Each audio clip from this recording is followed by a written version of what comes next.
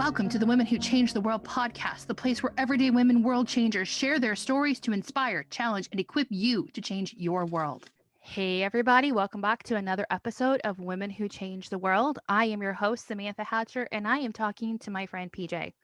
She is a woman of many, many talents. She is a teacher of English as a second language to children in China. She is in the process of writing a book. She is part of the Hug a Mom movement. I could keep going on, but the thing we're going to talk about today is the fact that she is a coach, a grief coach for parents who have lost their children. There is just something about losing a child that nobody else can understand unless they've been there. And it doesn't matter if it was your newborn baby in your arms or a child who is in elementary school, middle school, as an adult. I've seen people lose their children, and the grief brings you to your knees. And I wish that the people that I have seen lose their children had someone like PJ to talk to walk them through the darkness and to give them hope. So that's what we are going to talk about today in this crazy world where everything is still nuts. But we have people like PJ who bring us hope. How are you today, PJ? I'm doing well, and I'm doing better since I'm here talking with you and with your listeners. I appreciate you giving me this platform. I'm a fangirl of PJ's. She should know. Yes, Every time I do. she does It's something, I'm mutual. like, yay, PJ. I'm so excited for you. I love seeing people succeed. So, since I know this is going to be hard, Mhm. why don't you tell us about your story of how you decided to step into this gap of grief and help others? Okay. Yes, it is going to be difficult at times because I'm going to be talking about my daughter, and it is my daughter who I lost. I think because you're giving me this platform and we have a little bit of time, I just want to share a little bit about how she became my daughter, first of all. And that in itself is a fascinating story. But um, I've been married twice, and it was with my second husband. He had two children, I had one son, and then we wanted to have our own children, and that was not going to be. So, through us anyway. So we looked into adoption. And back then in 1997 is when we looked into the adoption. We had just been married for a year, but back then the children on the internet were available to be seen. We saw children from Russia. And so that is not happening now. The adoptions are not happening in Russia right at this moment. But that's how our journey started, is that I saw these two children because we wanted to have a brother and a sister. We knew that they would be coming into a family of other children, but we didn't want them to be coming alone. So we adopted my son and my daughter. My son was 5 at the time. My daughter was 6, almost 7 at the time. And we went to Russia to meet them. And the adoption was, pretty straightforward, easy to do for us, did not take a long time. I want to say that it was 6 months, almost to the day. We went on the weekend of my mother's birthday. So I always joke that her birthday present was, from Russia with Love. My daughter and I actually sang Twinkle, Twinkle, Little Star to my mom for her birthday from the hotel in Moscow. We had actually gone across the Ural Mountains to a small town of Kurgan to do the adoption. But then we had stayed in Moscow on the way back. So anyway, that in itself is pretty life-changing. And when you talk about women changing the world, I did go with my husband halfway around the world. So we brought these children home, and I was her mom until she was on Earth, until she was 17. And that's when she was in a car accident. And so I had to deal with grief the way that I knew, which was right away to reach to God, but that I had said this once on another podcast once, and it came across a little different. I didn't mention that I had reached out to God right away, because in reality, you said, yes, you dropped to your knees, but God is so much a part of my life every single day. Jesus walks with me all the time. So I didn't stop to say, oh, dear God, this or that. I pretty much is like, help me now, be strong to get through what I need to get through. And so we had a process of even finding out how our daughter was in the car accident and, where she was, all this. And the whole time I just had to be strong enough to hold it together for my husband, for my children, for me, so that I could be aware. I did not want to be one of these people that just totally fell apart. But all that being said, if a person does fall apart, that is okay. That will bring them to their knees. That's when they have to reach out to Jesus themselves. That's when they have to reach out to other people. And that's where I come in as trying to be a support for them. Because those first few days, you are in shock. And your family, if you have family, and your friends, if you have real friends, and your church, if you belong to a church, they'll come around you. But a lot of people don't have those supports. And I want to be that support for them. We right away, where we found out, we were at a Christian retreat. I had just finished a women's retreat for 4 days, and I was being picked up by my husband. The husband just joined the wives at this retreat. We had just gotten to the van, and we got this phone call from the police. So that was like, wow. But that in itself was God telling me, I love you, PJ. I love you, Rick. Your family is going to be okay. I'm going to bring your daughter home. But look, these are your friends around you. These are all of your friends that have been at this women's retreat, almost 50 women. And they all came to the viewing and the funeral and supported me and brought food and cleaned up, the dining room table so that I could have people there. And I mean, it was just unbelievable. So I was never, ever, ever alone. And there is one woman who came from my church.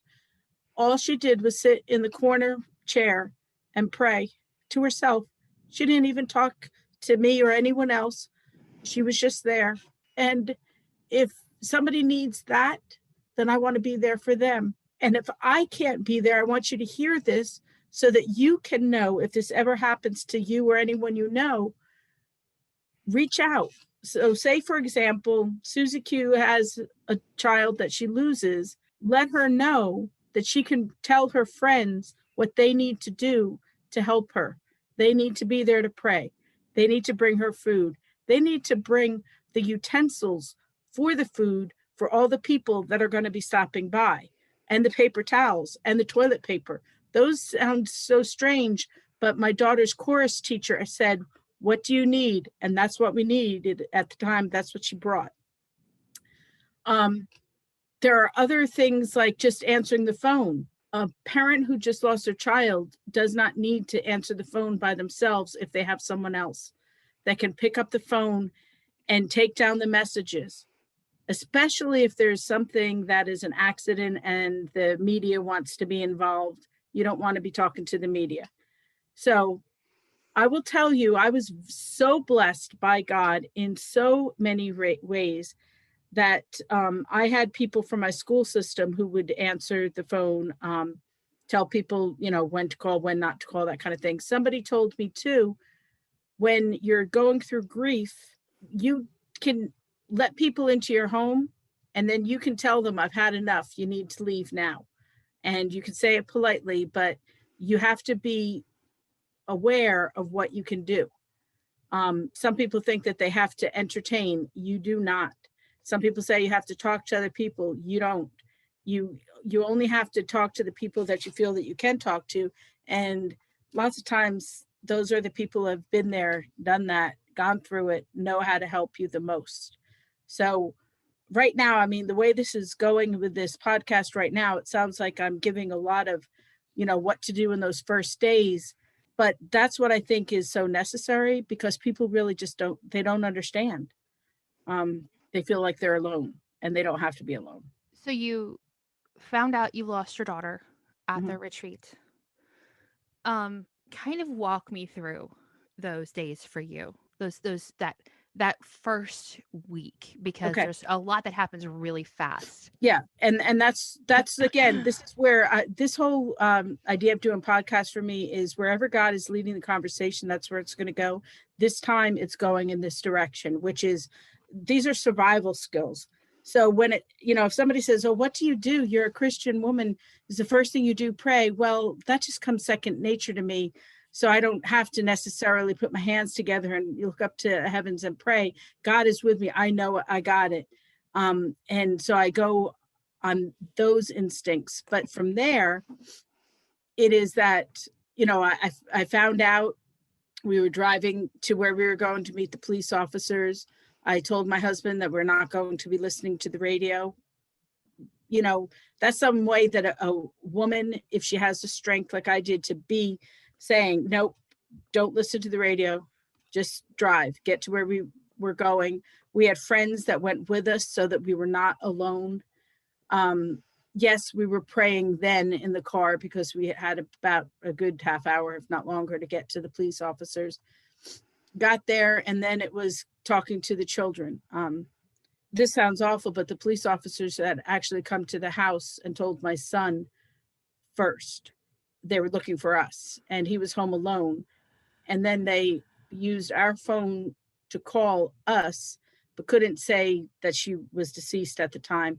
So my son didn't really know. And then they left him alone in the house, which was like, wow, you don't do that. And you need to make sure that he was a teenager, but still, you just don't do that. So I was able to contact him. And when I did, I found out that he was left alone, and I asked him to go to our neighbor's house. So, again, I'm reaching out for support. Don't be alone. Just be with somebody so they could just sit with you or hold your hand or make sure that you're drinking water or whatever you need. Then right away we had we had our pastor come over because somehow a friend of ours found out what had happened and called our pastor, and he came over, and a previous neighbor had come over, and we prayed together.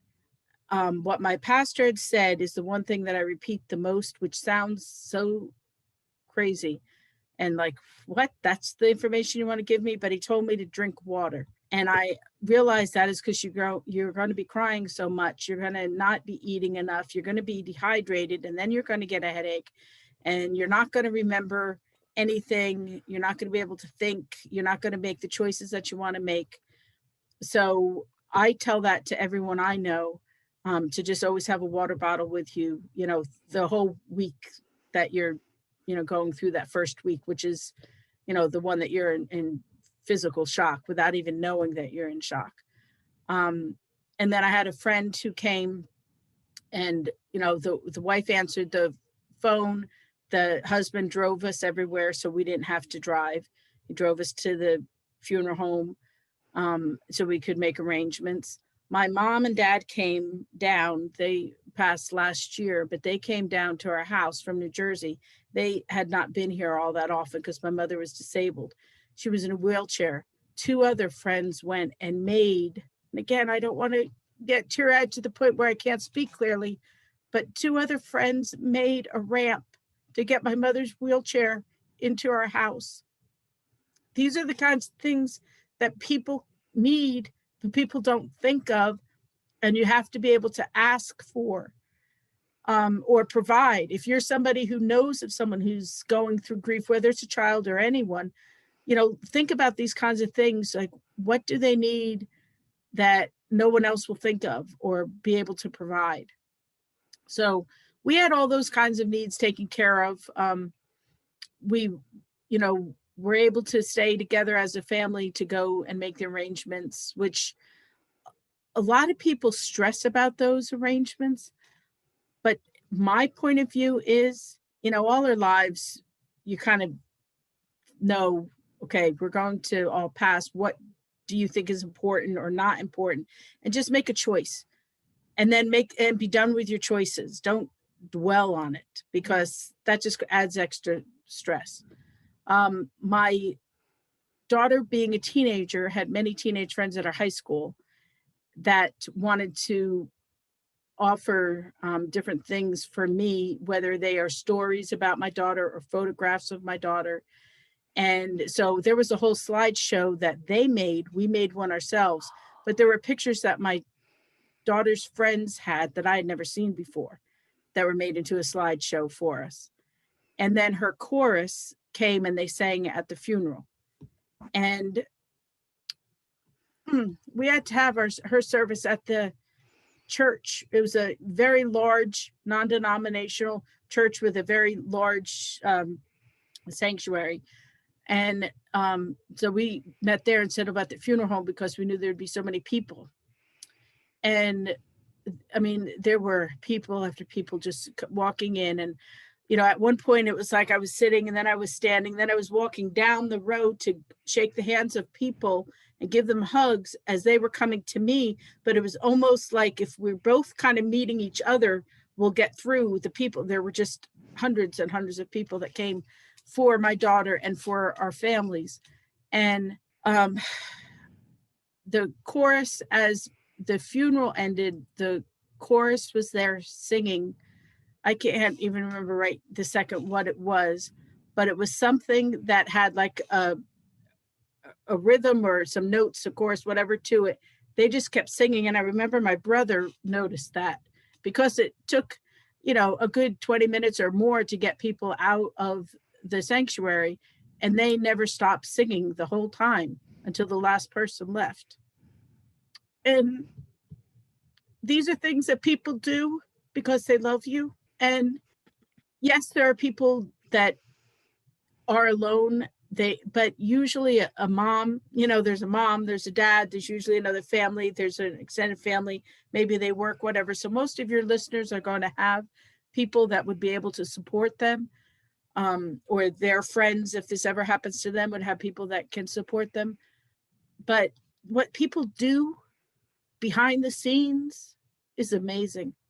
And you don't really know it until it all happens. And then you get a chance to sit down and think about it later. I had one friend who came by, and it was right at the time when I was like, I don't think I can answer the door one more time. But she came in and she and I just sat together. And that was one of the last people, you know, because everybody comes at once and then it slows down over the days. But it was like, I remember she was one of the last people. Then I was by myself and I needed to be by myself. My family went back to work, but I didn't. I took one more week off. It was right around Thanksgiving time. And I knew that I wanted to not go back to school. I even asked my principal, he said, "What do you need from me?" And I said, "I need you not to make me come back on Monday and Tuesday and then take off for Thanksgiving. Just let me continue that, you know, the whole week. Give me those 2 more days." And he did that so that I could just spend time by myself, going back to where the accident took place, going back to the cemetery, just going back to some of the places that we've been together. And that was the first week, you know, dealing with the loss of my daughter. And I did turn to Compassionate Friends because most people know or have heard of Compassionate Friends. They help people get through the grieving process at the beginning. But what I found from them, although I am still supporting them and, you know, I'm so thankful for them, what I found was that they're a better, or at least for me, they were better at the beginning. What I need is now, the rest of my life. This happened in 2008 that I lost my daughter. So now think how many years later. And I've only started my coaching business to help moms this past year. For a couple of years before that, I had a private Facebook group, which I still have. But the idea is that I want to have moms, especially dads too, of course, but I work mostly with moms. I want them to know that they're not alone. And even if they don't need somebody right this second, there's still somebody in their back pocket, even if it's just somebody on Facebook. But you know, that they're just never, ever alone. And I want them to realize that they'll be sad for the rest of their lives at times, but they still have permission to be happy and laugh and have joy and be angry and sad again at times. So that's really the mission is, and why I call my life coaching, Wonder and Grace, is that it's like, okay, really, when you think about it, this is losing my daughter is absolutely horrendous, of course. But the wonder behind it, what God has did for us to allow us to be amongst Christian people, to allow us to get in the car, get home. And as soon as we got home, that was enough time for my pastor and friends to be at our home, to have people provide for us in ways that I never imagined, because we didn't have family here. It was our friends in our church that helped us. And then our family came down later, and our family was able to deal with their grief, beginning of their grief process in New Jersey, knowing that we were okay here because we had family and friends and church members to help us. So you're saying you need to be part of a community Absolutely. to really help you with this, even a local community. Yeah. I have had miscarriages, but I've not actually had a child in my hands that I've lost. But when I was early in my marriage, my mom's twin sister passed away. And watching my grandparents grieve for her was extremely painful.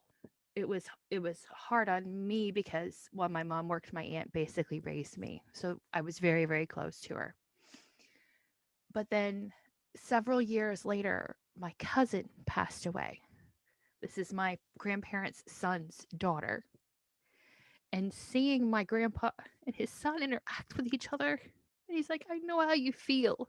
That moment of two men who do not get along, who never saw eye to eye, but that moment of pain between the two of them and watching them hug was moving. And another woman that I had seen lose her daughter to cancer, an adult woman, she was 40. It doesn't matter how old your child is. Right. You never expect to outlive your children. It's Right. kind of the way the process works. I remember her walking out of the funeral home and she let out that wail. Mm-hmm. If you've heard it, and I'm not talking about what you hear on TV, but No, if you've heard it come out of somebody, you know what I'm talking about. Mm-hmm. And she collapsed, saying, this is not the way it's supposed to be. Mm-hmm.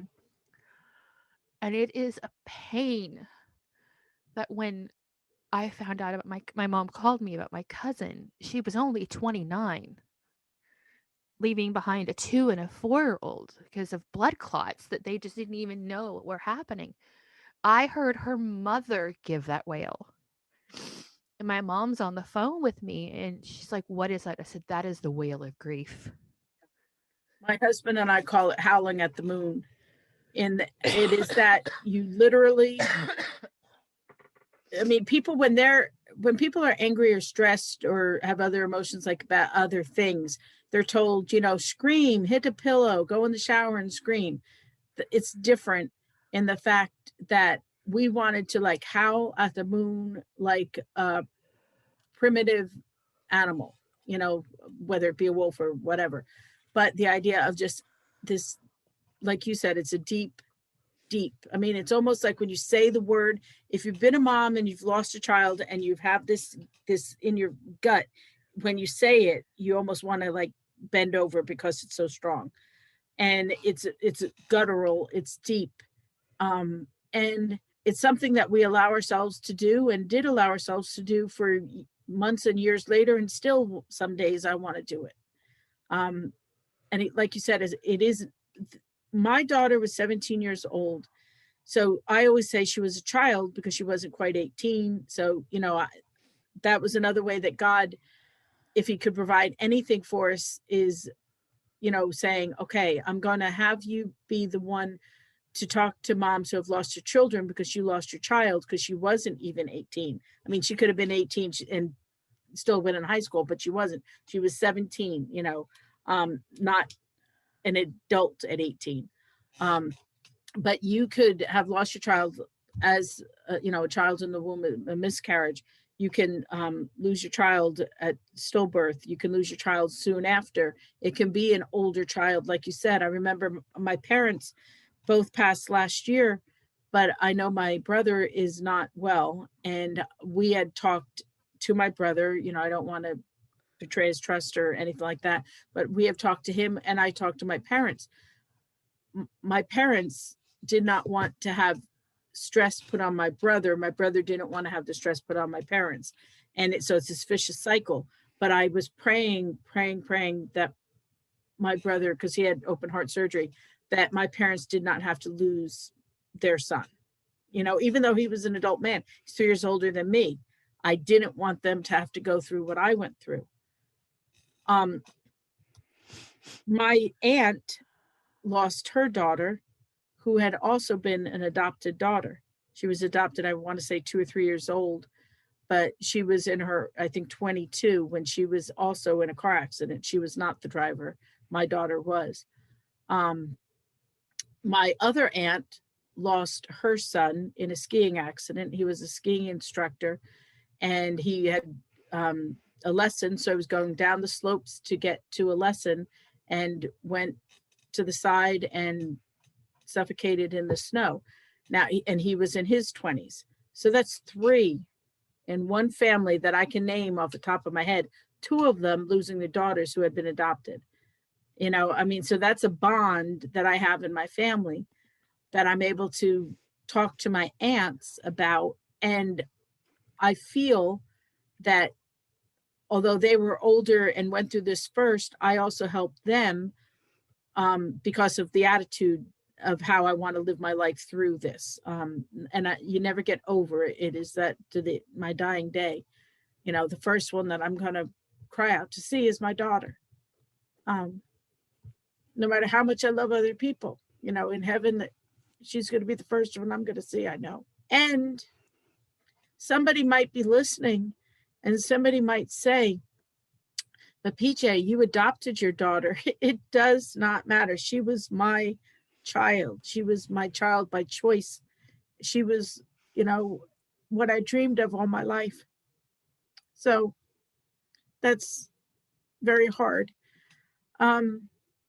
I will tell you, though, that there is another thing that God did for us.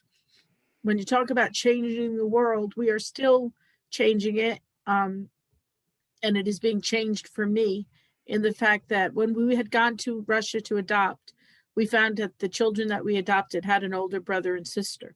Now, we knew that they had been born. We had asked, where are they? We were told no one knew. Somehow we were either misled or the translations didn't go through correctly.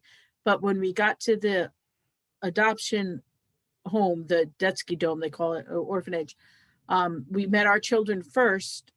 And then not too long after, in walks an older girl and boy. And I thought they were just trying to show us who had taken care of our children or what our children would be. I have no idea what they were doing. But anyway, I found out that was my son and daughter's sister and brother. So we got to meet them. And at the time, we could not adopt 4 children. We already had 3. We just couldn't. We had to make a choice. That's a choice we made. But I had sent pictures to them of their brother and sisters, of my children, you know. So my daughter is Tatiana in Russia. And so when I say my daughter, it's because she is not my daughter by adoption. She's a woman who's now over 30, but I am her mom by heart. And she chose me to be the grandmother of her child. We found out that she was pregnant we found out that her child was born on my parents' wedding anniversary. So it's August 13th. It was one of these things that it's like we were in a sunflower field, and I have a little picture of I don't know why they gave us little blackboards to write on in the middle of a sunflower maze, but they did. So I said something about, welcome to the world to my granddaughter. But so anyway, we were still in touch with her. The brother has been deceased for a number of years now, but with Tatiana, we had lost touch. We were missing touch for about 17 years and then got back in touch when she was pregnant.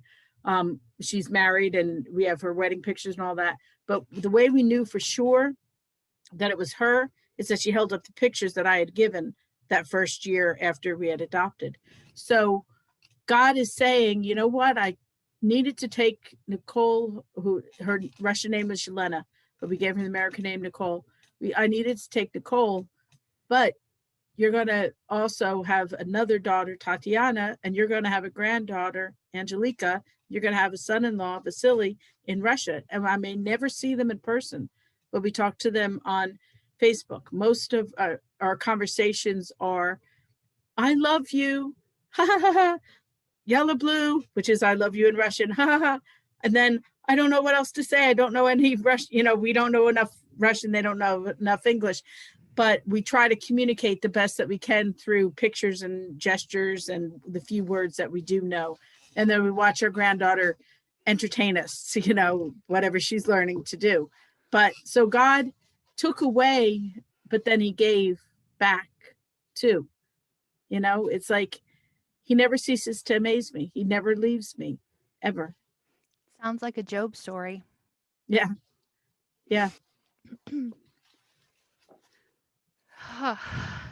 So how has losing your daughter changed your perspective about life?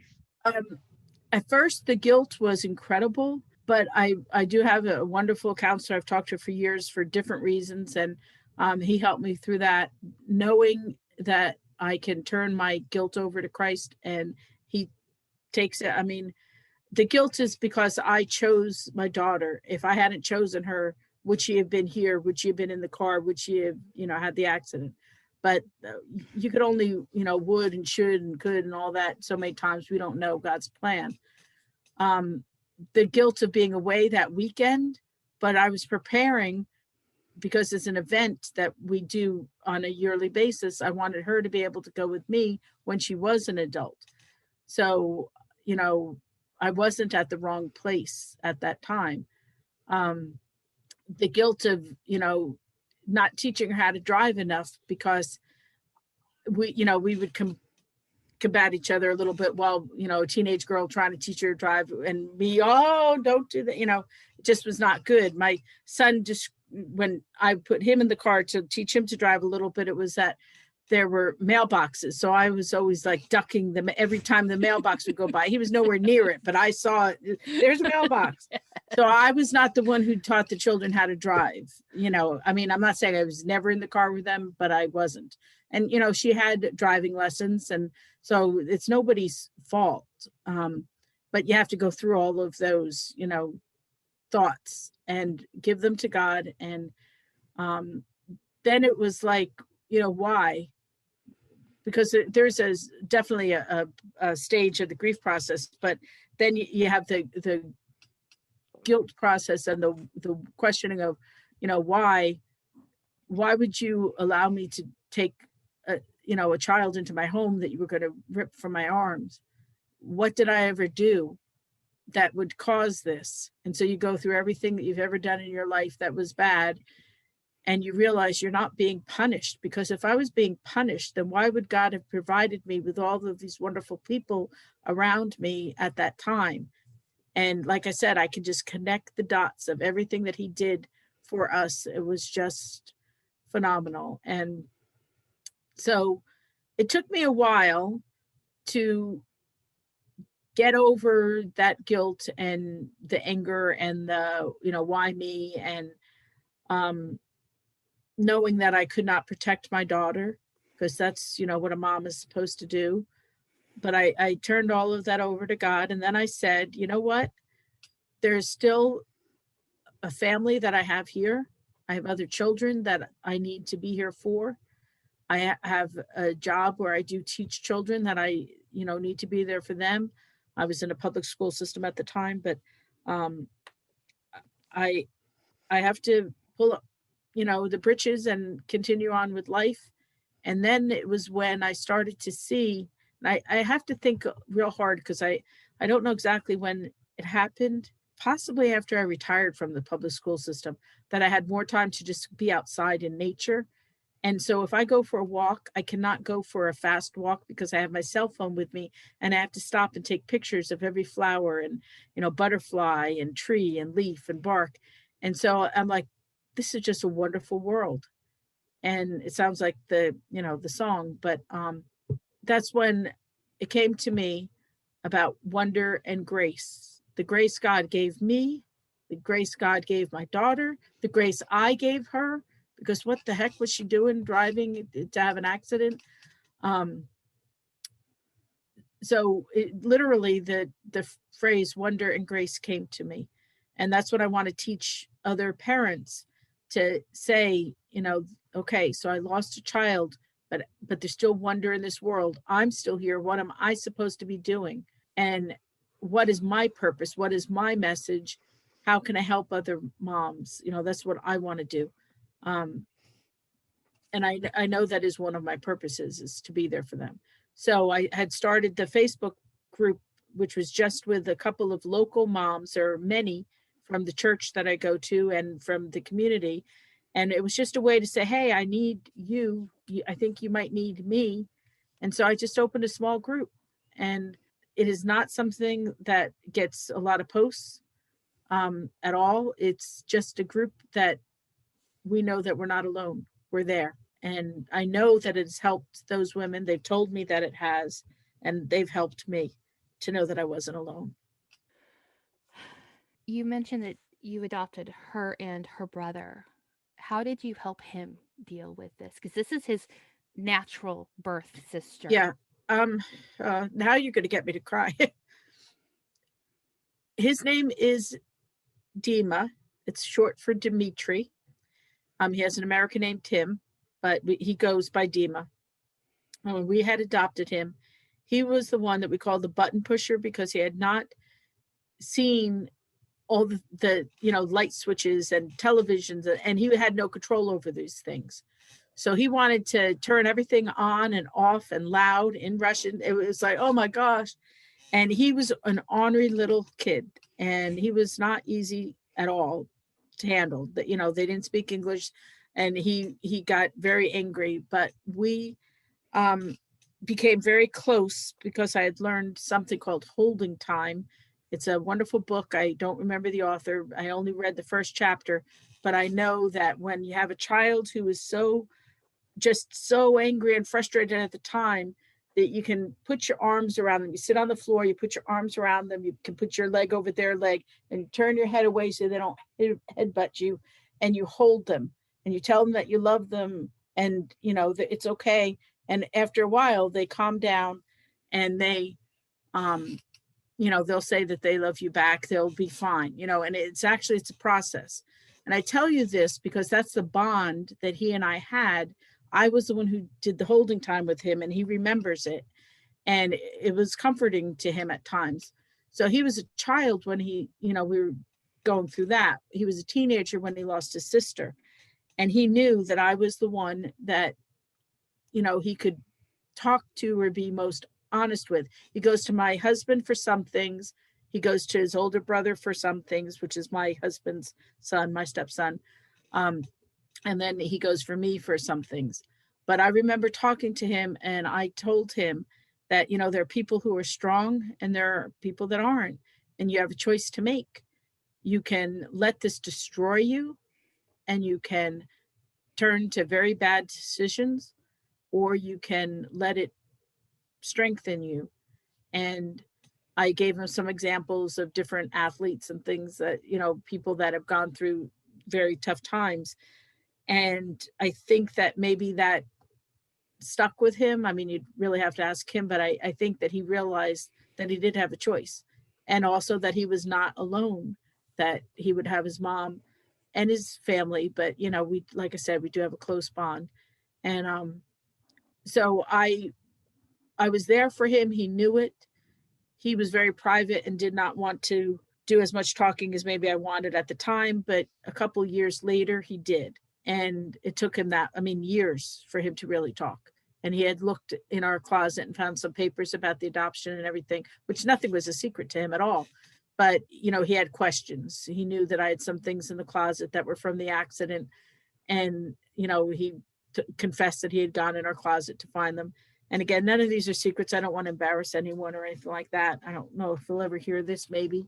But the idea is that when he was ready, I was there for him. And I think he knew that. So That's a really good way to handle it. Instead of forcing it, let them come to it knowing that you are available. That makes a lot of sense. I want to go back to something a little different, but something that we kind of talked about. In 2019, my husband lost his mother, and then 22 days later, her mother passed away. Mhm. And once again, I'm watching parents lose children. I mean, my mother in law was in her 60s Mm. when she passed away, and his grandmother was in her 90s. So, again, we're not talking about young children, but it's still huge and then tremendous, the grief that was Mhm. there. During that time, my husband and I were talking, and he's like, I don't want people to say, I'm sorry, I'm so sorry, I'm so sorry, because it's just, you hear it over and over and over all day long. And I had written an Instagram post, which I didn't really think was a big deal, but it was just kind of in my frustration of what was coming. How to behave at a viewing. How to behave at a viewing. And what I told people, I said, don't say I'm sorry. If you're going to talk to a member of the family, tell them about how that person's life affected yours. Tell them a story. Tell them that the life that is lost mattered. As a parent losing a child, is that effective and is that helpful, or is there something better that could be done? I think that the best thing to say to a person going to a viewing or a funeral, and also to the person who's dealing with a loss, is just to allow everyone to do the best that they can at the time with the knowledge that they have. Meaning, and that's true for anything, and any parenting thing or anything, give people grace. My pastor said that people are going to say the stupidest things. They do not mean to hurt you. They don't mean to sound stupid. It's what comes to their mind. They probably thought about it. So if somebody does say that they're sorry, I don't take offense to it. Somebody else might, or that they're tired of hearing or whatever. I just want somebody to be there. Uh-huh. If it's to say I'm sorry, or oh, this is the worst, or what can I do, and then not do anything. It doesn't even matter. They make an offer. They're trying. So to me, I'm hoping that the people that are on my side of it give the people that are trying to help them grace. Let them say whatever they say. They're showing up. They're telling you they're there. I lots of times will on Facebook, it's impersonal, but sometimes it's the only way we can communicate with people that we don't really see in person. But like lots of times I'll say hugs, and that isn't contrite. That is, I'm giving you hugs. If I was there, I'm giving you real hugs. Or I'll say, I'm praying for peace of mind because I want somebody to have peace of mind. You might ask somebody, how can I help you? What do you need? What do you not need? How, did you want me to check in a month, or whatever, because sometimes people disappear then, and so it's always good to check in with people then. So like I said, I don't take offense by saying I'm sorry, because people are sorry. They don't know what else to say. This telling of the stories does help. Telling the stories right there at the viewing, they might be forgotten because people, sometimes people don't remember anything. And I know I on purpose took no medication because I wanted to be 100% present. Some people are told to take medication so that they can deal with it. But I wanted the stories later too. Sending photos, telling stories, writing stories, writing the names of songs down so that I can look at them later on. What was my daughter listening to? Um, she was in the car with someone, and that person survived. And I've asked, does she remember? And she doesn't. But like I wanted to know the last thing she listened to on the radio, or the last thing they were talking about. And I know what they were doing, where they were going, and I know the whole situation. But if there's anything that somebody can tell you, especially when it's a child, especially a teenager, because little children, they can tell you stories, but the teenagers are the ones that have their own private little life that you might not have known about. Mm-hmm. That it's okay. We've all been there. We've all been teenagers. We've all done and said things, I want to know. Mm-hmm. And I want to be able to hear funny stories and laugh, Yeah. One of my mother-in-law's friends came for the funeral and brought a picture of my mother-in-law laying across a convertible. Yeah. And my husband and his siblings were like, oh my. Yes. And his dad was like, yeah, she was a hottie. Yes. And we were all like, Yeah. Dad. But it is those kinds of things that we never knew, Yeah. things that made her more real to us. Um, when my cousin passed away, my son said something to my uncle, and I don't think my uncle heard him, which is fine. And what he said wasn't wrong, but it was just like, that's not the place for it. And he said, well, the Lord gives and the Lord takes away. It'll be okay. And I'm like, stop.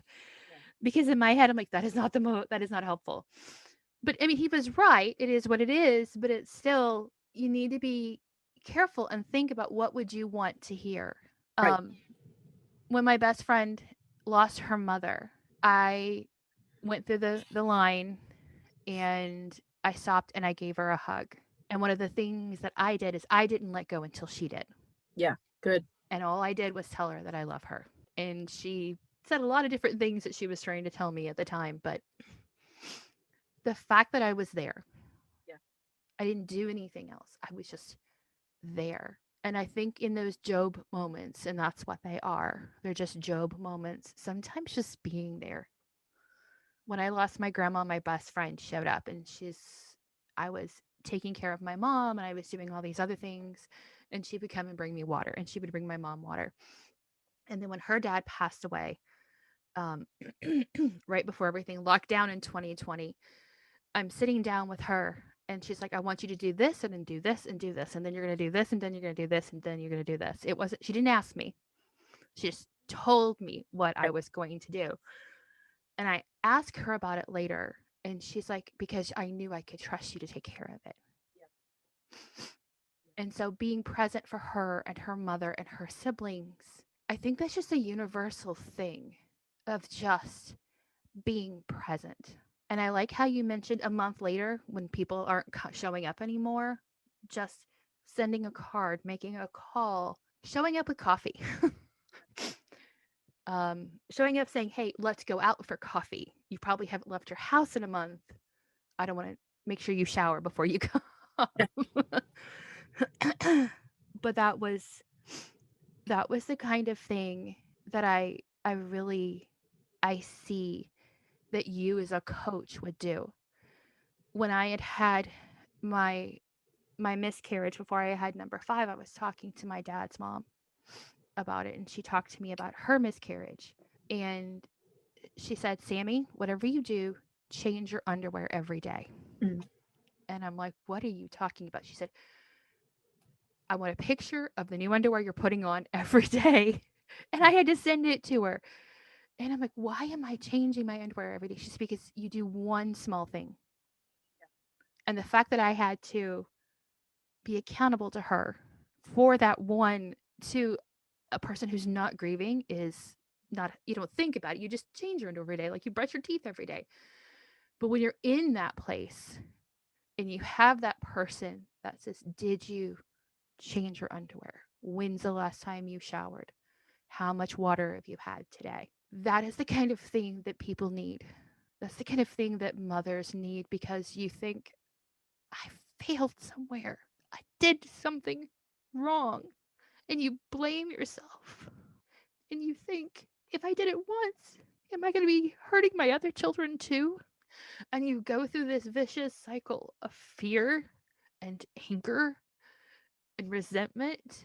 Because I need to grieve. Leave me alone. Just let me grieve. Leave me alone. And then you resent yourself for pushing them away because you want to take care of them. And I wish somebody would have stepped in and said, it's okay. First off, let's breathe and not hyperventilate. Yeah. But having someone like you to step in and say, it's okay.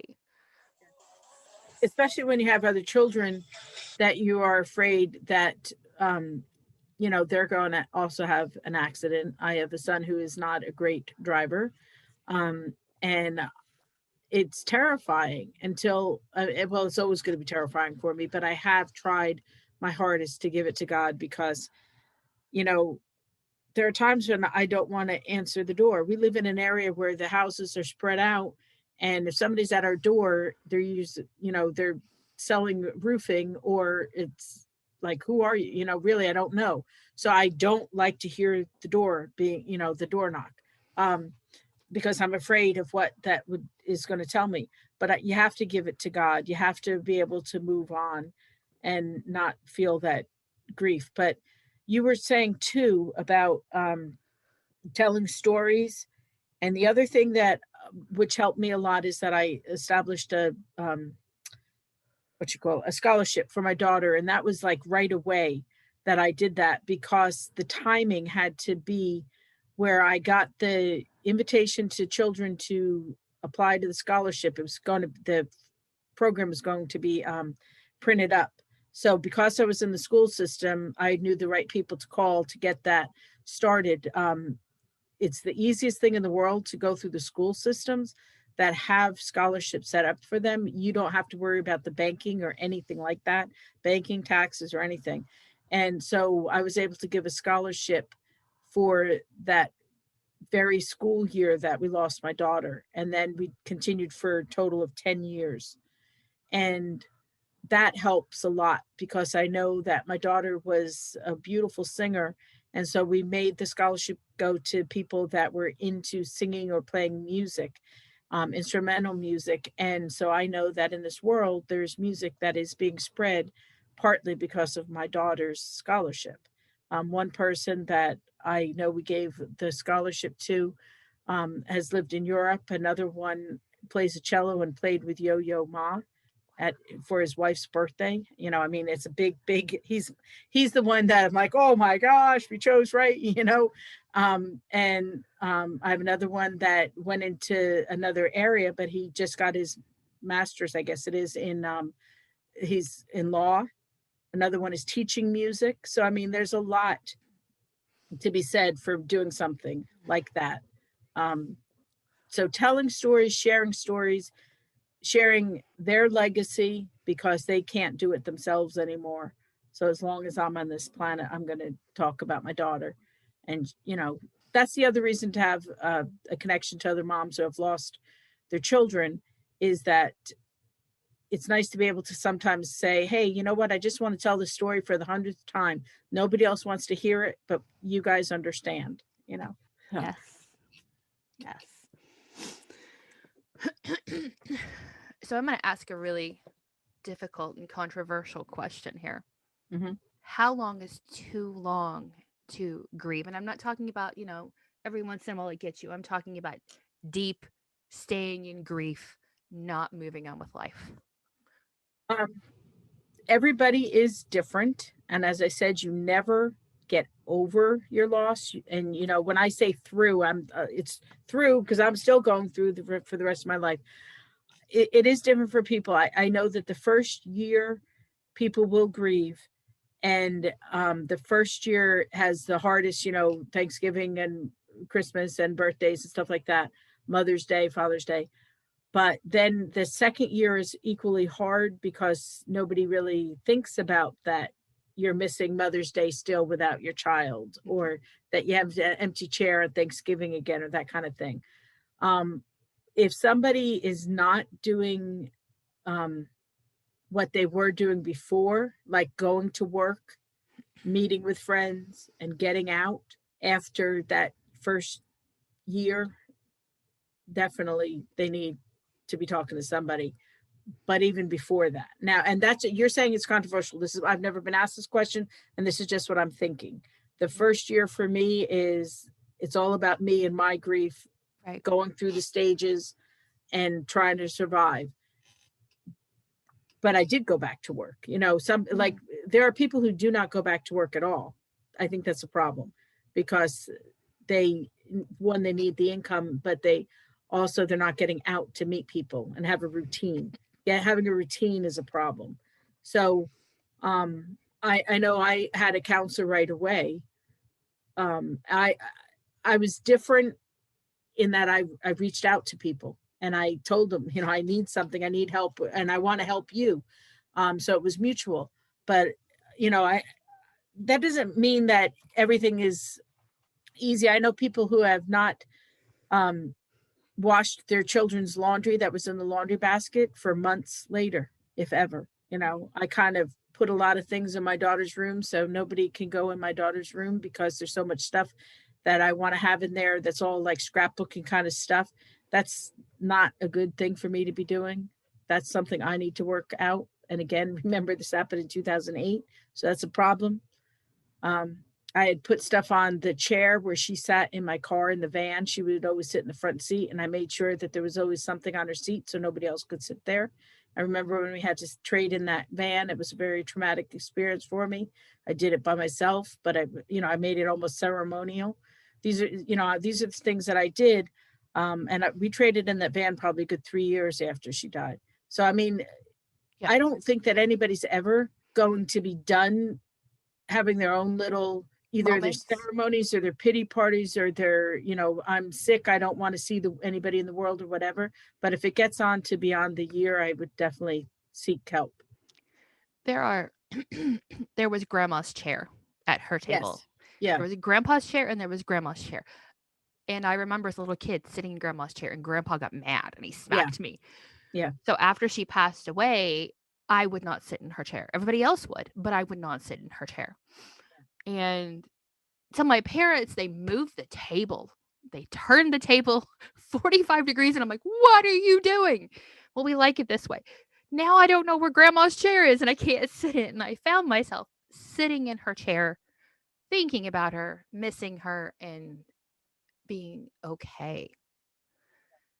And it's, I've seen people who have grieved for 20 years, like deeply grieve. Yeah. And I'm not talking about just moments like their birthday, or I'm talking about they do not function. And every time something happens, all they talk about is, I lost this person. I lost this person. I lost this person. And I'm like, you need to get some help because that's not living. And that person who passed away, I mean, I know both of these people, the one who passed away and the one who's living. I'm like, I know she would smack you. She would come up and she would smack you and say, stop it. Well, then I don't know exactly what answer you were looking for, but I'm going to stick by my answer.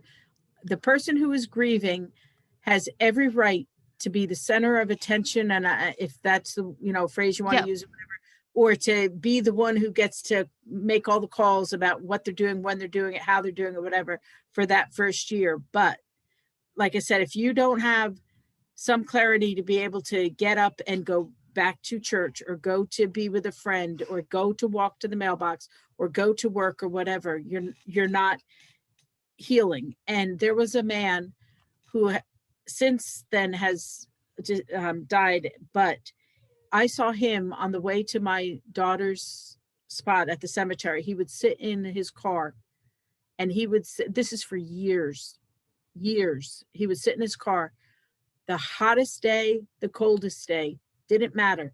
Didn't look like he had a cup of coffee or any water to drink or anything. I'd always stop and, talk to him, say hello, got to know his name, found out that he was a grandfather of one of my students, which was amazing. He had lost his wife and his daughter. His daughter was an adult when she died, but he was grieving, and he never really got over it. We invited him to our house for a holiday, and he just didn't want to come. He just wanted to sit. To me, bless his heart, but he was not living anymore. Yes. He was sitting in a chair. He wasn't reading a book in the car. Mm-hmm. He wasn't doing needlework in the car or anything. Like, he wasn't being productive. I never saw him get out of the car to go and sit in a lawn chair at the cemetery. I just saw him sitting in the car. And this went on for days, because I did not go all the time. I went a lot, but I didn't go all the time. For me to be there, and every day he was there. That's I wanted to be able to help him, but he did not want that help. Mm-hmm. And I know that when he passed, he, went to heaven. He's happy to be with his wife and daughter. But think of all the things that he could have been doing that are productive at that time. So sometimes if somebody is grieving and they're feeling bad for what happened in their life, if they could reach out to somebody else and say, okay, I know that I needed water or whatever, they can bring water. I've done that. Going to funerals, I will bring a bottle of water to the person I'm visiting, even though I know they've got it. But still, I think that we need to help the people that they're stuck. And I know that that's not what God intended for our lives. He wants us to love the world around us, and he wants us to love the people around us. And you do that by seeing the wonder that he's given us and giving the grace to others that, need it. So, It's a grief is a unique process, but it's still a process that you've got to walk through. The woman I was speaking of who grieved for 20 years, she finally did come back to life and to start living her life. And I'm happy for her, because watching her dying, because that's what it is, they're waiting to die, was difficult. Another aspect, when my husband's mother and then grandmother passed away and he would go visit his grandfather, we would sit and listen to him tell stories. His grandpa's a World War II vet. So my husband would get him talking and I would just sit there and record with my camera. And I realized when another friend of mine lost her child, I would do the same thing. Now, I didn't do video recording. I would just hit record on my phone, right, and just ask questions and get them talking. And later I would just drop it in an email in case you want to hear this for later. And did you ever get anybody say no? Because I did. I have one person I wanted to tell this person. I knew her through theater. She lost her son, and he was an adult, but a young man. And I told her that I had a dream about her son, and she never responded. And then I eventually typed it up, but she never responded. Now, I don't know why, where it is or whatever, but I don't get it. But sometimes maybe when I see her in person next time, I'm going to say, hey, did you get this or not? Or why did you not respond? Sometimes people don't want to. But if somebody has a dream about a loved one, I want people to tell me. Yeah. I had a dream about Nicole. She was doing, I don't care what she's doing, anything. You've made a connection, because I believe that God is sending them to us. I believe in anything. I think that there's energies and spirits that are able to communicate with us somehow, whether it's just our brain, I don't know. But, it's like if somebody remembers a joke, a song, what she wore, what she did, what she said, what she wanted, whatever, and to share those kinds of things, because if you don't, then we'll never know. Right. And it's that recording, she didn't want it, but I said, we're going to save it for your kids when they get older. Yeah. And they ask about it. Right. I have another friend who lost her daughter very young, and the family celebrates the birthday every year. They balloons.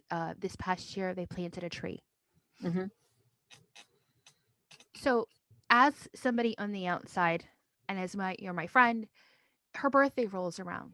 Do you want me to don't talk to you about it? No, do talk. But again, this is me. Right. Okay. This is me. My one aunt who lost her daughter, she wants to talk about her daughter. They had a stained glass window put in their church for her and all this stuff, and a song written. And so that's the way she did it. With my other aunt, she did not talk about her son very often. With me, there was some connection that, because she knew, I wanted to, but she didn't talk to her other sons about him all that often. And so some people want to and some people don't. But you can always ask, hey, I remember it's so-and-so's birthday. How are you doing? How are you feeling? Do you want to talk about it? Do you want to remember? Do you want to memorialize her somehow?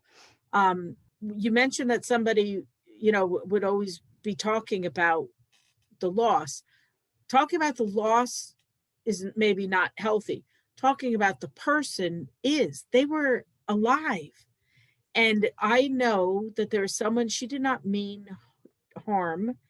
She said something a little bit not appropriate or whatever the word is at the viewing.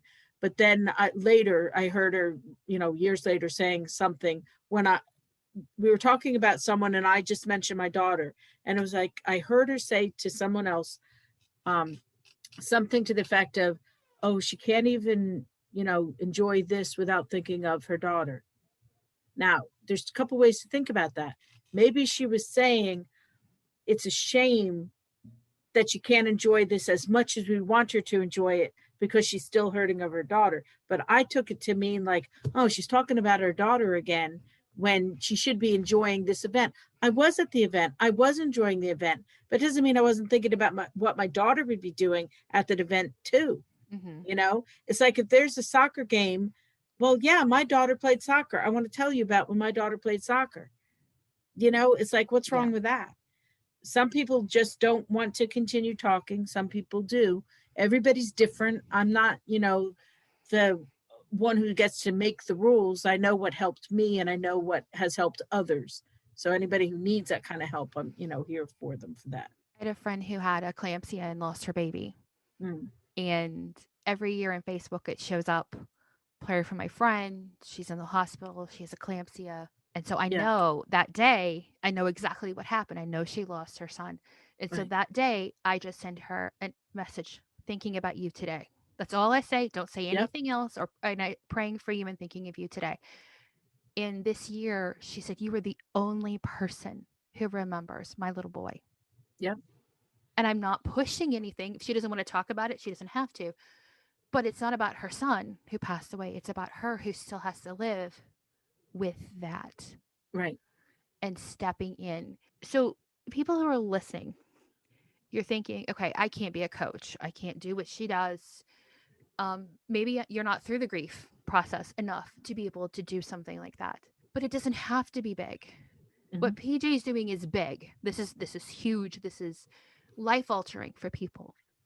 But you can still show up and make a meal. You can send a card. You can say, thinking about you today on their birthday or their anniversary death, or the anniversary of my grandmother's death. We always have fried okra. And it's in the cast iron skillet that she used. It's just the thing that we do to remember grandma. And having those moments are small to you, but they're huge to the person that you're talking to. And so if you're thinking, I can't do this, I'm nobody, you can. You can and you need to, because one day you're going to be in their place. And you need that community. Right. And I appreciate you saying that because, I am a life coach and you are the one who helped lead the little phrase, going from grief to life.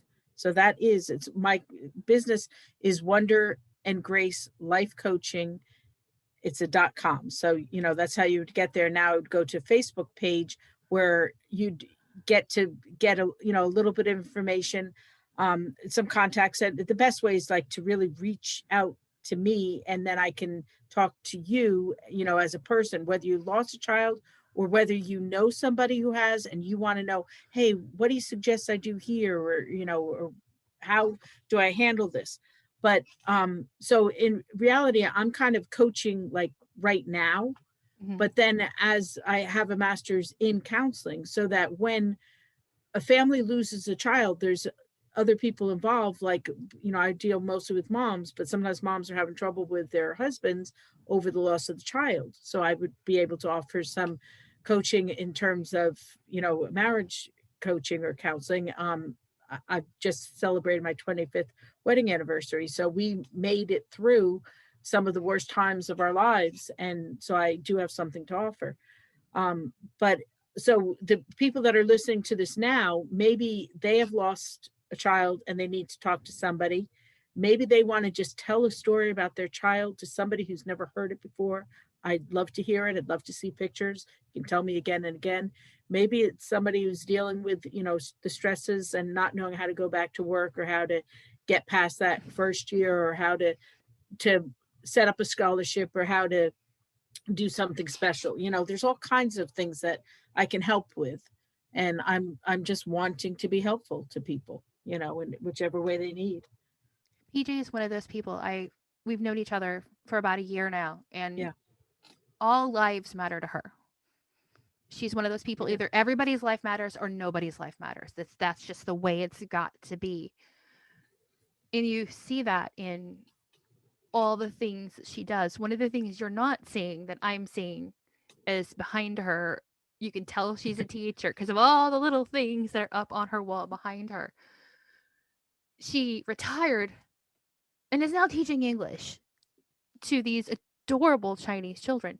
She's continuing to make sure that people realize they matter. And this is how she's dealt with her grief, is to, okay, what's the next thing that I can do? What fills my soul? What lights me up? What makes me happy? How can I affect the world instead of sitting in my grief? And I think that is one of the best things that she as a coach has to offer you is, okay, we're sitting here and we're going to sit here for the next year, but then we need to live. And she can help you get to that point of truly living your life to the fullest and to the point where the child you lost will be proud of you, or the family member you lost will be proud of you. So I just wanted to share that because I'm going to brag on her, but she won't do it about herself. I do have a book recommendation. Have you ever heard of the book, The 3-Day Effect, PJ? I have. Really good book. I listened to it on Audible when my mother-in-law was passing away. They talk about people who, like military people who've got PTSD, or even women they've brought out of sex trafficking. And they take them into the woods and they set up a base camp, and then you go off by yourself for 2 days. And what they're telling you to do, and the reason I thought of this is because this word ties in to what you do, is you're looking for the awe. One woman sat for 12 hours and watched a bird build a nest. One woman sat and watched ants build a stack of sand and bring their food. One man watched a beaver build a dam, and what it did is it connected them and grounded them into reality, into the moment. And so my mother-in-law got moved from a trauma 1 hospital, which was only 4 in the country, after a month, into what we realize now was the hospital where she would pass away.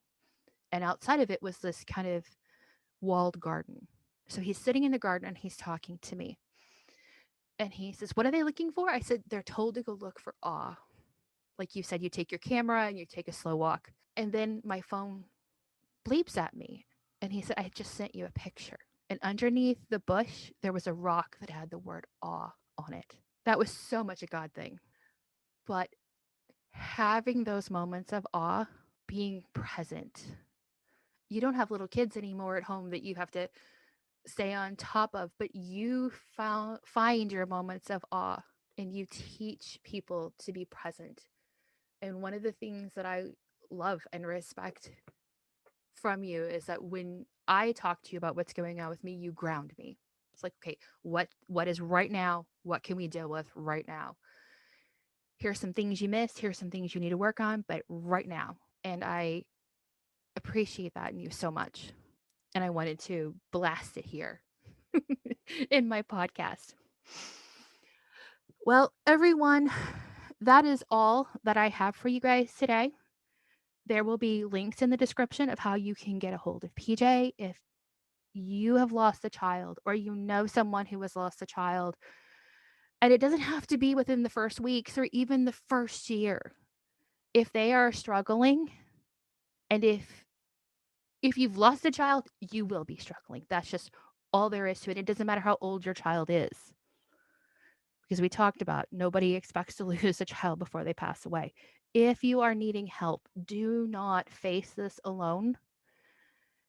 This is not something that, my family can deal with it. They're grieving too. You need somebody to help you stand up and to keep walking. Click on those links in the description. PJ will be there to help you. And as I said, that's all I've got for you guys this week. I will see you in the next episode.